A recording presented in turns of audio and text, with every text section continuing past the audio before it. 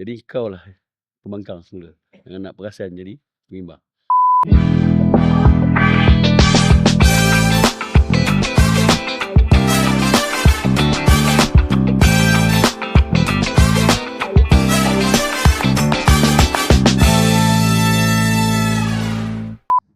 Jadi saya ingin ajukan pula kepada soalan yang sama kepada saudara Khairil.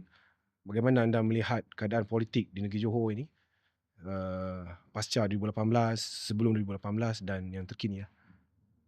Okay, terima kasih saudara moderator. Soalan tu memang rapat dengan kita yang menganggotai parti politik yang dalam keadaan sebelum 2018 kita sebagai pembangkang, kita pernah berpengalaman sebagai kerajaan sementara 22 bulan.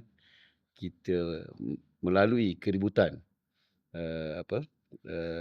sepanjang tempoh PRU 14 tu, pertukaran menteri besar, keributan itu kita rasa sampai ke bawah.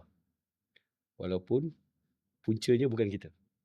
Dan akhirnya hari ini kita belajar sesuatu di atas keributan itu, kestabilan yang kita dambakan apabila kita melalui krisis yang panjang, hiruk, akhirnya sampai satu ketika kita perlukan kestabilan dan kita dapat kestabilan itu.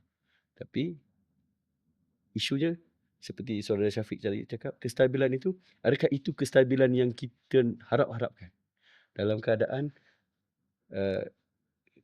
keselesaan itu tadi tidak menjanjikan suara rakyat di bawah ini didengar.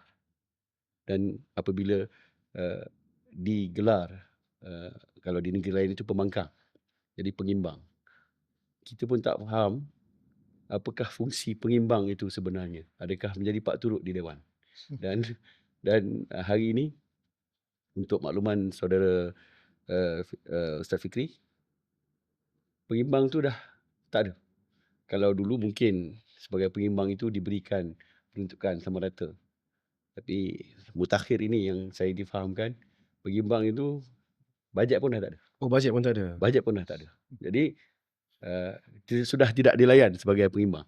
Jadi kau lah pembangkang semula. Jangan nak perasan jadi pengimbang. So akhirnya kita boleh letakkan isu tu seperti di bawah kapet lah. Akhirnya kita tak selesaikan masalah sebenar. Dalam keadaan kestabilan yang kita cari itu seperti retorik. Kita dah penat dengan retorik ni. Dan kita dah penat dengan retorik. Kita nak pastikan apabila suara rakyat terbanyak itu